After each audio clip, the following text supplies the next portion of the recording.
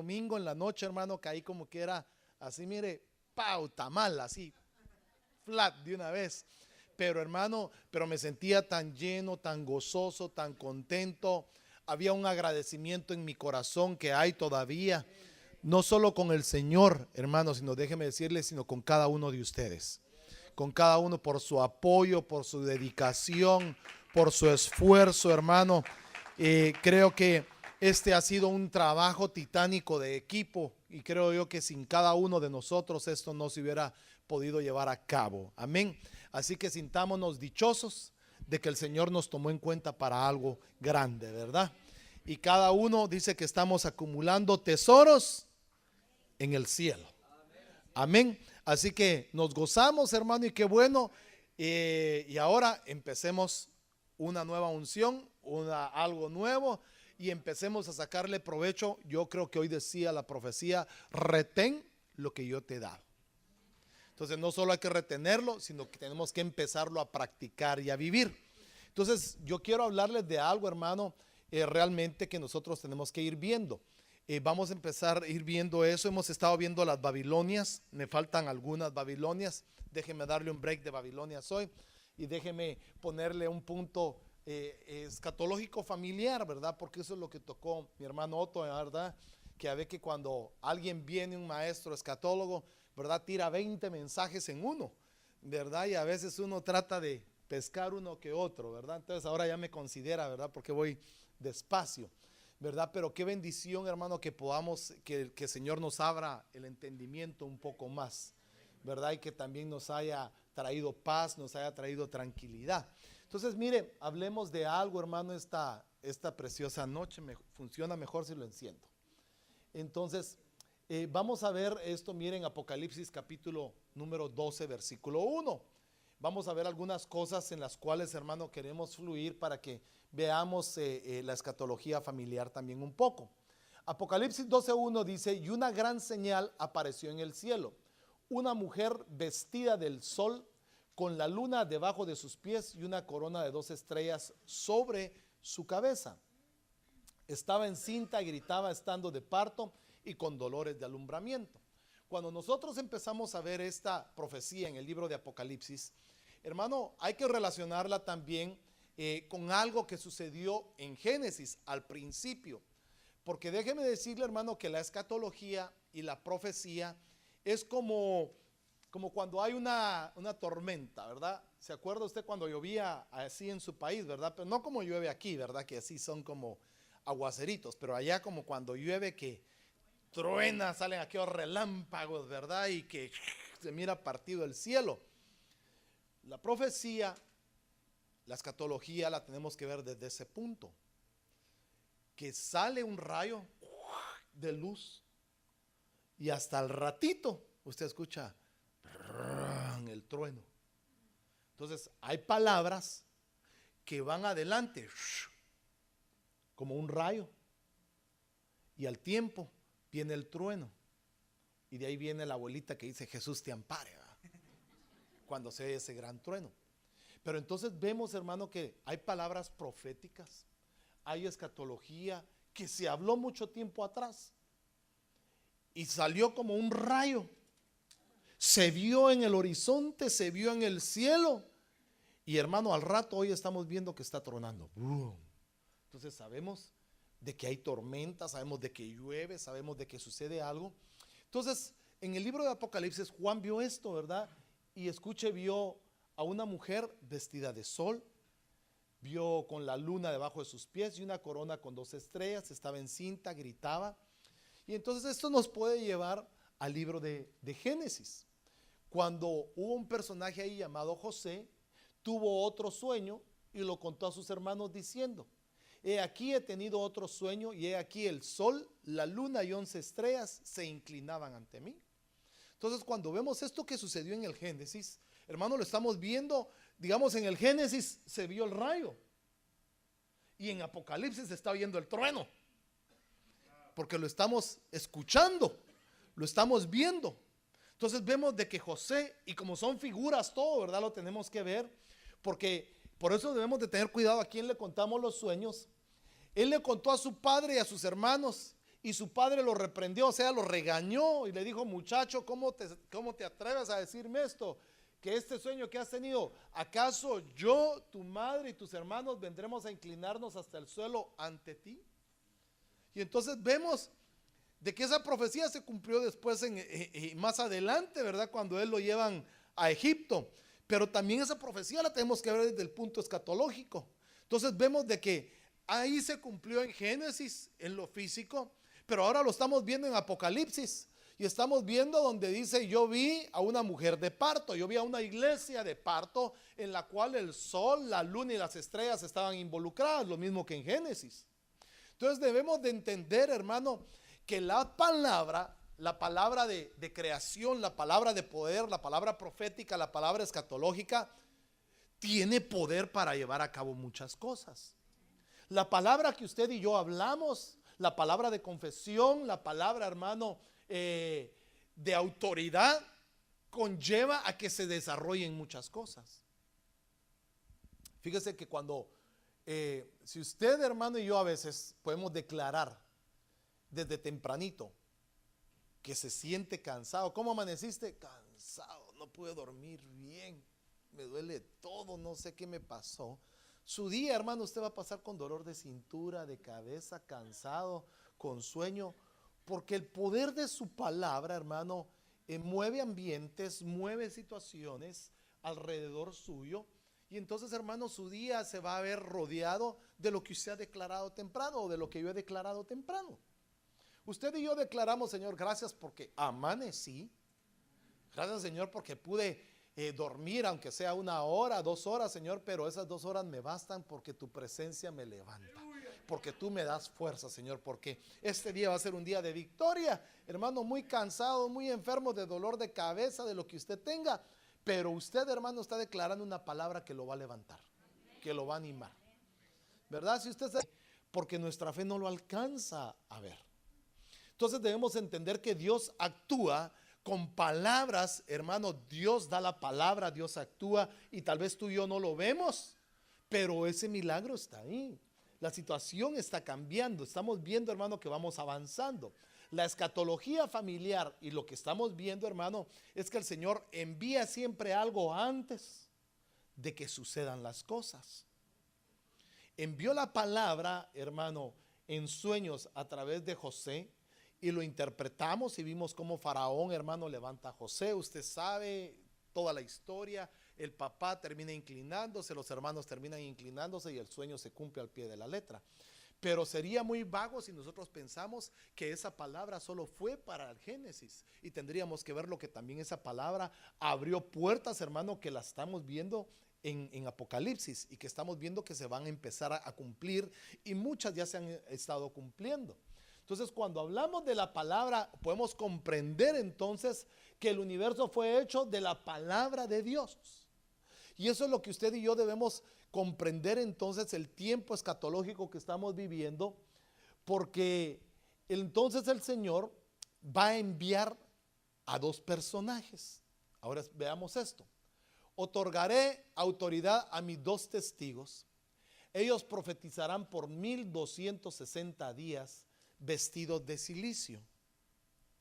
Estos son los 2 olivos y los 2 candeleros que están delante del Señor de la tierra. Entonces, cuando el Señor está hablando aquí en esta profecía, está hablando de 2 personajes, de 2 hombres, hermano, que no murieron, de 2 olivos, hermano, que fueron traspuestos, amén, pero que está enviando una palabra, o está enviando algo sobre ellos, que ellos después van a venir. Porque cuando Dios habla, hace algo de lo que no se ve. Si estamos ahí, ¿verdad? Está conmigo. Entonces, cuando dice que va a enviar a 2 testigos, es que va a enviar, antes de que aparezcan estos 2 testigos físicamente, tiene que salir como el relámpago antes de que aparezcan ellos. No sé si me doy a entender. Entonces, cuando salgan estos 2 testigos, o vengan estos 2 testigos, es como que el trueno se está cumpliendo, pero ya el relámpago ya salió. Lo vimos todo, lo palpamos, lo pudimos ver, hermano, y entonces y se desvaneció. Pero de ahí aparece el trueno y entonces ya todo lo escuchamos nuevamente. Entonces cuando vemos esta palabra en el cual hay dos testigos, quiere decir que estos dos testigos van a aparecer poco antes, escúcheme, profetizarán por 1260 días vestidos de silicio o vestidos de... Usted sabe que el silicio, hermano, es una tela muy rústica, muy áspera, y se la ponían, hermano, para cuando estaban de luto, cuando querían, hermano, agradar a Dios o humillarse. Entonces se vestían de silicio y era como un castigo, como una manera de humillación. Son dos olivos, dos candeleros que están delante de la presencia de Dios. El segundo ay ha pasado, he aquí el tercer ay viene pronto. Entonces, como hemos estado viendo líneas escatológicas y el hermano Otto nos dejó bien alineados, ¿verdad? En esas líneas escatológicas, ¿verdad? Aunque no las vimos muy bien, ¿verdad? Porque fueron muy rápidas. Pero tratemos de ver una de las ubicaciones en las líneas escatológicas que hay. Entonces, si nosotros logramos entender esto, vamos a poder comprender el mensaje. Entonces veamos, en esta línea son 7 años del día del Señor, o lo que representa ¿qué? La gran tribulación. Entonces, cuando vemos esto, vemos que son 3.5 o 3 años y medio de gran tribulación. 7 años, 3.5 es la mitad de 7 años. La tribulación es 3.5, o sea que hay una tribulación y una gran tribulación. 3 años y medio y 3 años y medio hacen los 7 años. Estamos ahí, ¿verdad? Entonces dice que estos dos testigos iban a aparecer y iban a predicar por 1260 días, que es lo que equivale a 3 años y medio. Entonces, cuando vemos esto, aparece la pretribulación, más o menos alrededor de 5 meses, un tiempo pretribulacionario. Esta línea de aquí, que mira usted de puntitos, es la línea del arrebatamiento. Entonces, vamos a ver, el milenio está al final de la gran tribulación. Entonces, aquí estamos, digamos, ahorita en esta etapa de aquí, en esta parte de aquí, en la línea del tiempo del Señor. Antes de que haya un arrebatamiento, antes de que suceda eso, la iglesia, usted y yo, estamos de este lado todavía. Entonces, cuando viene, aquí es donde va a suceder lo que se le llama el bimá de Cristo. Todavía no ha pasado, gracias a Dios. Todavía usted y yo estamos aquí. Entonces, de ahí aparece el arrebatamiento, que es en este tiempo. Entonces, de ahí aparece el primer ay, que es Apocalipsis 9.1, Apocalipsis 9.2. Aquí aparece el primer ay en estos 5 meses pretribulacionarios, esta parte de aquí. O sea que cuando la iglesia es arrebatada, entonces esta parte de aquí, hermano, van a ser terribles. Va a ser terrible esos 5 meses de guerra, de destrucción, de hambre, de un declive económico, hermano, de algo terrible que va a estar viviendo, para que vaya apareciendo el famoso anticristo aquí. Entonces, esta parte de aquí, hermano, escúcheme, va a ser entre destrucción, entre caos, entre todo, para que aparezca el anticristo y él comience a resolver los problemas y traiga una paz temporal a la humanidad, ¿verdad? Lo que estamos empezando a vivir ahorita y lo que hemos hablado, los colapsos financieros, las guerras, los ataques terroristas, etcétera, etcétera, etcétera. Entonces, aquí va apareciendo más o menos el segundo ay, y es aquí, entonces, donde aparece entre los 5 meses y los 3 años y medio de tribulación, aparecen los dos testigos. Esos dos testigos aparecen ahí en ese momento físicamente. Ahora tendríamos que ver quiénes son esos dos testigos y qué es lo que aparecen haciendo. Según Apocalipsis 13 dice, van a empezar a profetizar, o sea, van a empezar a hablar de parte de Dios, van a empezar a hacer cosas milagrosas como profetas de Dios en ese momento. Pero antes de que aparezcan estos dos personajes, aquí, para que usted me entienda, ¿verdad? Yo me pueda dar a explicar, aquí es como que el trueno está pasando. Pero antes de que lleguen aquí, esos dos personajes tuvieron que haberse empezado a mover para reflejarse. O sea, es como que antes de que pase esto, como que el rayo salió, se vieron, y ya en Apocalipsis capítulo número 9, en medio de la pretribulación y la tribulación, aparecen esos dos testigos. Ya aparecen físicamente. Entonces veamos esto. Entonces ya aquí comienza el final pretribulacionario, tribulacionario, y aquí comienza la gran tribulación, la abominación desoladora de Mateo 24:15. Ahí comienza el final, cuando aparecen esos dos testigos y terminan de profetizar los 1260 días, porque ahí son muertos. Entonces ahí aparece la gran tribulación. Ahí aparece, hermano, lo que se conoce como la destrucción. Pero sí estamos ahí. No sé si estamos ahí o hay alguna pregunta ahí. Quiero ir despacio porque quiero dejarle claro esto.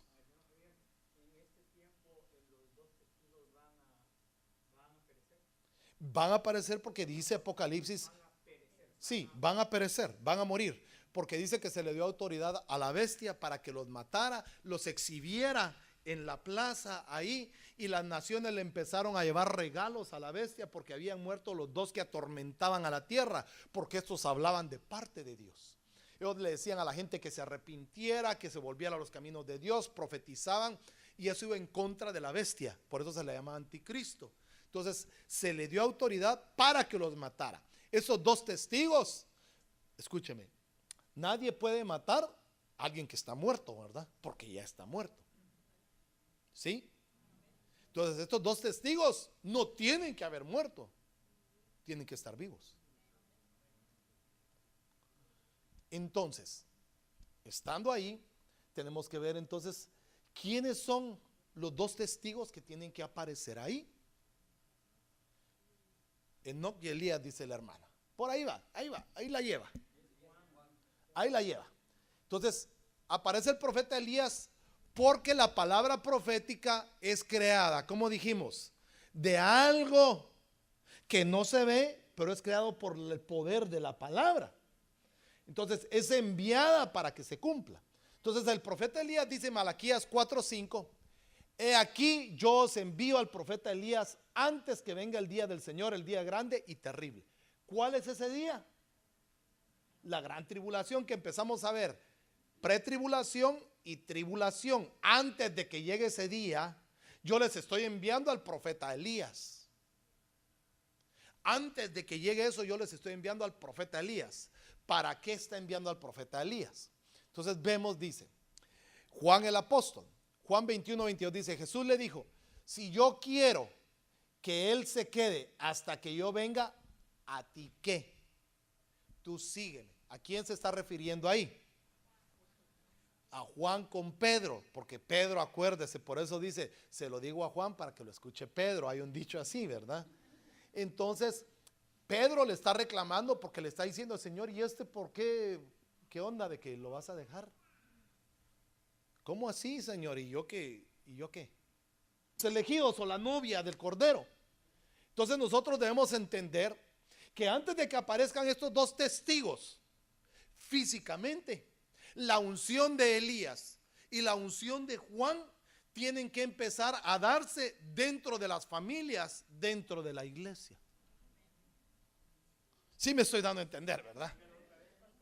Que la unción de Elías y la unción del apóstol Juan, perdón, muy abusivo yo, la unción del profeta Elías y la unción del apóstol Juan tienen que empezar a activarse dentro de las familias y dentro de la iglesia antes de que aparezcan ellos físicamente. Hay una manifestación espiritual antes de que aparezca la manifestación física de ellos. Entonces, cuando vemos eso, debemos entender entonces las partes de la segunda venida, que podríamos definirlas como parte de la venida para los espirituales. Digamos, la segunda parte de la venida sería material, lo que estábamos viendo, así también será la manifestación de los dos testigos. Primero una manifestación espiritual y luego una manifestación física. La primera parte es espiritual, o sea, es un mover de la unción antes de su aparición en los dos testigos. No sé si voy bien ahí, ¿no? Va.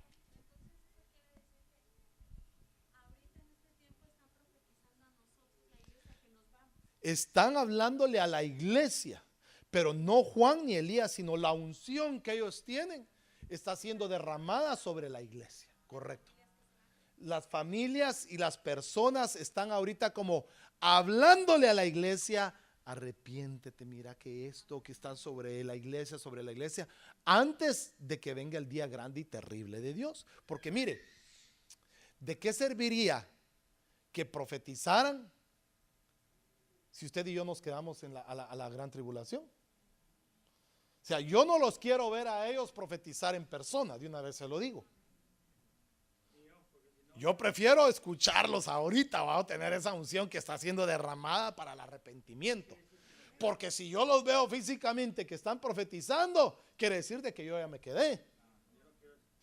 Entonces yo espero que usted tampoco los quiera ver profetizar pues físicamente. Sino yo prefiero nada más escuchar y que esa unción venga sobre nosotros, ¿verdad? Para que la podamos experimentar. Pero si en caso, hermano, alguno de aquí los ve en persona, me los saluda, pero quiere decir que ya se quedó. Pastor, perdóneme. Con respecto a lo de la profecía que está viniendo a través del espíritu del profeta y del apóstol, el espíritu de Dios también tiene que ver ahí. Oh, no, el espíritu, es que él es el que maneja todo. El Espíritu Santo maneja la profecía. Él da a quien quiere. Los dones los da a quien él quiere. Entonces el Espíritu Santo está bajo control de todo. Lo que pasa es que estas son unciones, las que tiene el profeta Elías y las que tiene el apóstol Juan. Son unciones, son carismas que el mismo Espíritu les dio a ellos, ¿verdad? Pero el que está preparando a la novia, el que está ahí, es como Eliezer, que es la figura del Espíritu Santo cuando fue por Rebeca. Él fue y le dijo: mira, no, yo no soy, yo ya soy viejo, yo no me voy a casar contigo. Yo solo es que mi señor Isaac, vieras qué chulo es Isaac, alto, bonito, así bien fornido, y mira, tiene plata, el dueño de tierras. Mira, es más, te mandó estas, porque si no, ¿qué sería que, imagínese, Eleazar le hubiera dicho: mira, mamadita, yo aquí te traigo unas cositas, ¿verdad? Y la muchacha se hubiera tal vez deslumbrado del siervo. Pero digamos, el Espíritu de Dios y los ministros hacemos como el papel de Eleazar, que le hablamos a la iglesia, a Rebequita, de: no, miren, nosotros no somos, es el Isaac. De él se tienen que enamorar. Él es el que le da los regalos. Él es el que de él te tienes que enamorar, de Isaac. Entonces el Espíritu Santo es como el Eleazar, ¿verdad? Que le habla a la iglesia, la cuida y le dice: mira, cubrite, mira, hace esto, mira lo otro, porque a Isaac le agrada eso. Entonces ese es el papel. ¿Iba a decir usted algo, hermana Vero? Me iba a preguntar algo.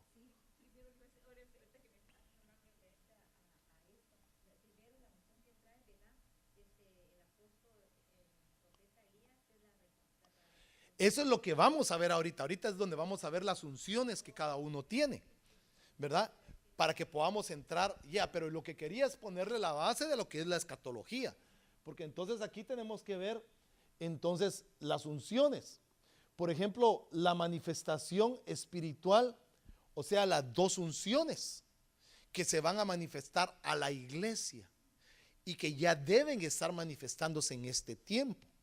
Ahora, la unción del profeta Elías, dice Zacarías 11:7: entonces me hice pastor de las ovejas a las que mataban los comerciantes de ganado. Me conseguí un par de bastones de ganado. A uno le puse el nombre de bondad y al otro le puse unión.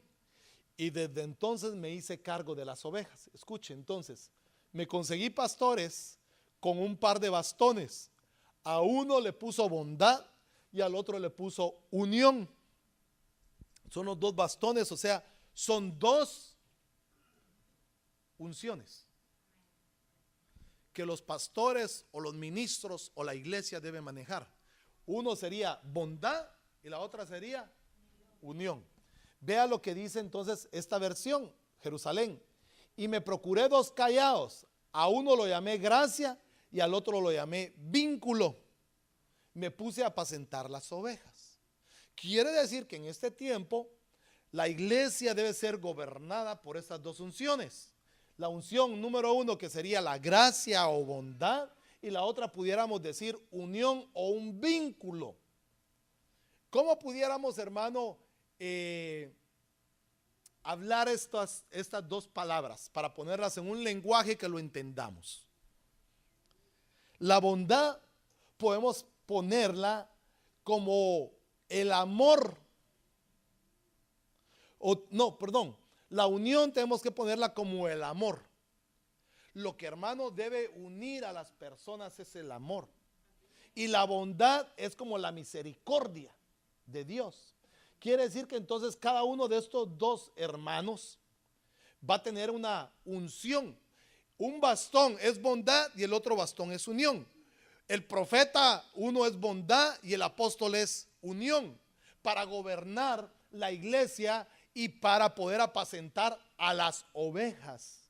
Apacentar significa darles palabra, apacentar significa cuidarlas, apacentar significa atenderlas, apacentar significa darles de comer, apacentar significa darles de beber. Entonces quiere decir que la iglesia de este tiempo final, o los ministros, deben apacentar a las ovejas de Cordero, a las ovejas de Cristo, porque no son ovejas de los pastores, que quede claro. Son ovejas de Cristo. Los pastores solo trabajamos para el dueño de las ovejas y vamos a entregar cuentas de las ovejas que nos dieron a cuidar. Entonces, los pastores o los ministros deben apacentar a las ovejas con bondad y con un vínculo, para cuidar a ese rebaño y que ese rebaño esté preparado y esté listo para la aparición del dueño de las ovejas antes de que aparezca el día grande del Señor, terrible, que sería el arrebatamiento. Entonces, cuando vemos esto, entonces vemos de que la palabra vínculo y la unión, hermano, es algo interesante para que podamos entender las 2 unciones. Y hermano, entonces la bondad de Dios es la que guía al arrepentimiento. La misericordia de Dios es la que nos guía al arrepentimiento. Mire, ya casi el tiempo me ha avanzado, pero me regala unos minutos, ¿verdad? Entonces vemos Lucas 1:17. E irá delante de él con el Espíritu, escuche. ¿Y qué dice? Y el poder de Elías. Para hacer volver los corazones de los padres hacia los hijos, y de los rebeldes a la prudencia de los justos, para preparar al Señor. ¿Qué dice? Entonces, cuando vemos que una de las unciones o uno de los callados, que es la bondad, significa el arrepentimiento. Quiere decir que entonces la unción del que se está moviendo en este tiempo es una unción del profeta Elías, en el cual está trayendo arrepentimiento, no solo a los inconversos, sino a la iglesia en general. Quiere decir que dentro de la iglesia, dentro de los salvos, hay que salvar a los salvados. Porque hay gente, hermano, que dentro de la iglesia puede decir que es salva, pero no es salva. Todavía está perdida. Todavía practica muchas cosas. Todavía hace cosas. Todavía tiene cosas en la cual, hermano, tiene que venir a un arrepentimiento. No sé si estoy ahí. Claro. Entonces veamos que una de las unciones de esos 2 testigos, que sería Elías, es el arrepentimiento, es la bondad. Entonces, la unción de Elías sería entonces la bondad. Ahora veamos la otra entonces. Romanos 2:4. O tienes en poco las riquezas de su bondad, o sea, de su arrepentimiento, tolerancia, paciencia, ignorando que la bondad de Dios te guía ¿a qué? Entonces quiere decir que esta unción de Elías nos tiene que guiar al arrepentimiento. Por eso es que no podemos concebir un evangelio de condenación, una unción de condenación, de señalamiento en este tiempo, sino tenemos que, el trabajo nuestro es conducir a la gente ¿a qué? al arrepentimiento. Pero ¿arrepentimiento de qué, hermano? ¿Al arrepentimiento de qué? Al arrepentimiento nuestro. Arrepentirnos, dice, arrepiéntanse, les decía Juan. Arrepiéntanse. Pero ahora yo le pregunto, ¿Juan a quién le estaba predicando? Juan el Bautista. ¿A quién le predicaba? Sí, a todos los que salían, claro, sí, tiene razón, sí, a todos, a todos. Pero ¿a quiénes les predicaba? A los judíos. O sea, si Juan en el espíritu de Elías, a los que tenían la promesa les decía, arrepiéntanse y bautícense. Entonces, ¿será que a la iglesia también le tiene que hablar el espíritu de Elías y decirle, arrepiéntanse y bautícense? Quiere decir que dentro de los judíos había gente que por derecho, hermano, ellos tenían la salvación y ellos tenían la poderosa mano de Dios sobre ellos y la tienen hasta el día de hoy. Pero les estaban predicando arrepentimiento y bautizo. Imagínense si el bautizo era para los gentiles y Juan les estaba diciendo que se tenían que bautizar para arrepentirse. Por eso es que los fariseos se ponían, mire, como quien dice, les estaba diciendo pecadores. Y eso es lo que no le gusta a la iglesia de hoy en día, que la unción del arrepentimiento les diga pecadores a la gente. Pero esa es la unción de Elías de este tiempo, que nos debe guiar a todos. ¿A qué? A un arrepentimiento. Porque si queremos optar para irnos en un arrebatamiento, no podemos irnos, escúcheme, con la manera de vivir que estamos ahorita. Usted y yo tenemos que echar todas nuestras canicas afuera y ver ahí qué es lo que está pasando, hermano. Porque no podemos pretender irnos en un arrebatamiento si no nos arrepentimos primero. Entonces, antes de que venga Elías físicamente, el Señor va a enviar al profeta Elías aquí, mire, irá delante de él con el espíritu y el poder de Elías. Quiere decir de que antes de que suceda físicamente, está viniendo una unción de arrepentimiento. Y esa es la que usted y yo debemos aprovechar en este momento. Entonces veamos esto, mire pues. El vínculo de la unidad, que es el amor. Colosenses 3:14. Y sobre todas estas cosas, vestidos de amor, que es que ok, entonces, ¿cuál es el vínculo de la unidad? El amor. Entonces, una unción, ¿cuál es la primera que tiene que haber? Arrepentimiento. La otra es el amor. Entonces, la unción de Juan es el amor. A Juan se le conoce como el apóstol del amor por sus mensajes tan amorosos. Entonces, quiere decir que en este tiempo está la manifestación del arrepentimiento y del amor.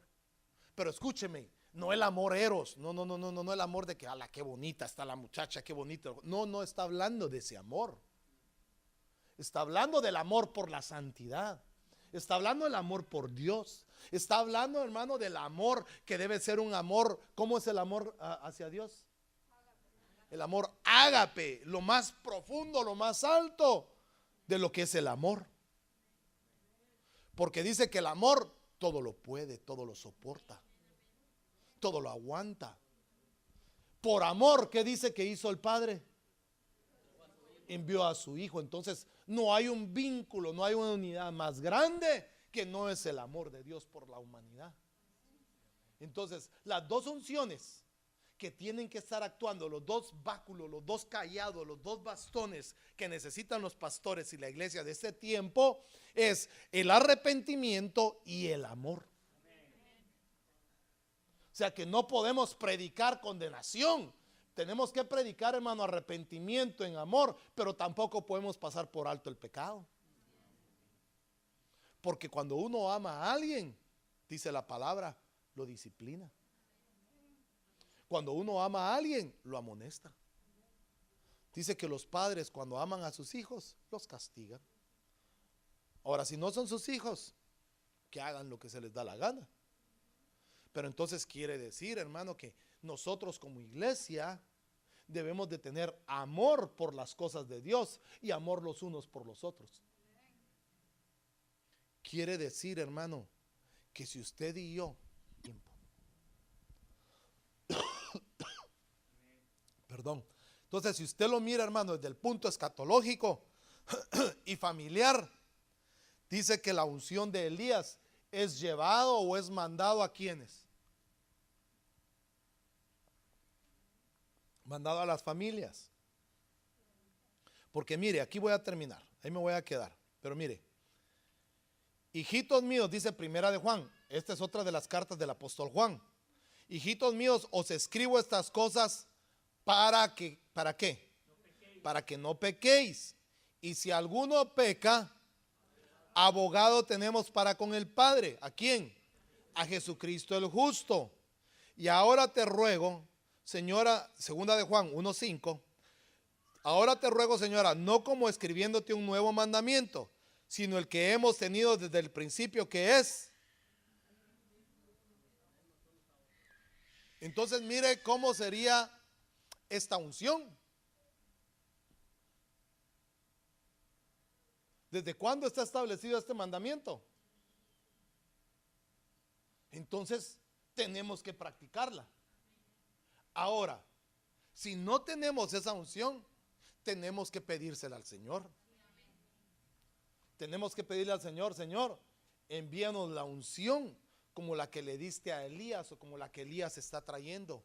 Que haya un arrepentimiento de los hijos hacia los padres, de los padres hacia los hijos y de los rebeldes hacia la justicia. Eso tenemos que clamar para que haya eso en nuestra casa. Porque escúcheme, ¿quiénes de nosotros no hemos experimentado rebeldía? Mire, yo le voy a decir, ¿usted ha experimentado rebeldía en su casa con sus hijos? ¿Verdad que hay algunos hijos que sí son rebeldes? Aunque no los debemos de llamar así, pero verdad que muestran la rebeldía. Pero hábleme así fuerte, pues. Va. Ahora, ¿se acuerda usted cuando usted fue rebelde con sus papás? Va, entonces usted ha experimentado lo que es la rebeldía.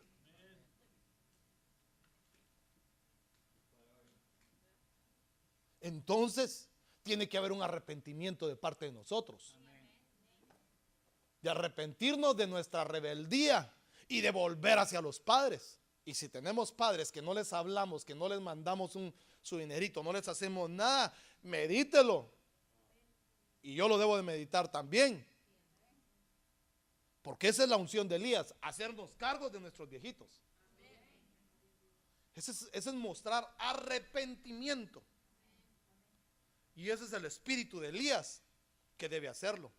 Y nosotros como padres, si hay hijos que están en mal camino, hermano, no desecharlos, sino traer de atraerlos. Por eso, hermano, a mí me llegó, como dirían, ¿verdad? Diríamos en nuestros años mozos, me llegó esa rola, decíamos. No, pero me llegó el mensaje del hermano Héctor cuando dice que nosotros debemos de tener un Dios de cerca. ¡Aleluya! Que debemos acercarnos a Dios, no un Dios de lejos. Entonces nosotros como padres debemos acercar a nuestros hijos también a Dios. Pero ¿en base a qué? Al amor. Al arrepentimiento y al amor. Pero a nadie le gusta, hermano, cuando le señalan. Imagínese, ¿a qué hijo? ¿Se acuerda usted cuando su papá le decía algo y usted ya, cállate viejita, no sé qué, y le hacíamos así? A veces a nosotros, así nos dicen a veces ahora a nosotros. No hay amén, ¿verdad?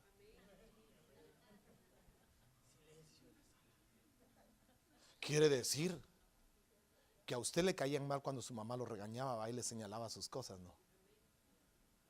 A mí me caía como una patada en el hígado, hermano, que me dijeran. Me enojaba. Y ahora me doy cuenta que duele eso. Pero debe haber un arrepentimiento. en nuestra vida para atraer a nuestros hijos, para atraer a la familia, en base al amor, a la bondad. Entonces la escatología tenemos que aplicarla a la familia también, ¿va? No solo es de decir, hermano, mire, la escatología es para la venida. No, tenemos que aplicarla también a nuestra familia, a nuestros hijos, a nuestros padres. Venir al arrepentimiento en base del amor. ¿No le gustaría a usted decirle al Señor que vengan esas unciones sobre nuestras vidas? ¿Por qué no se pone de pie?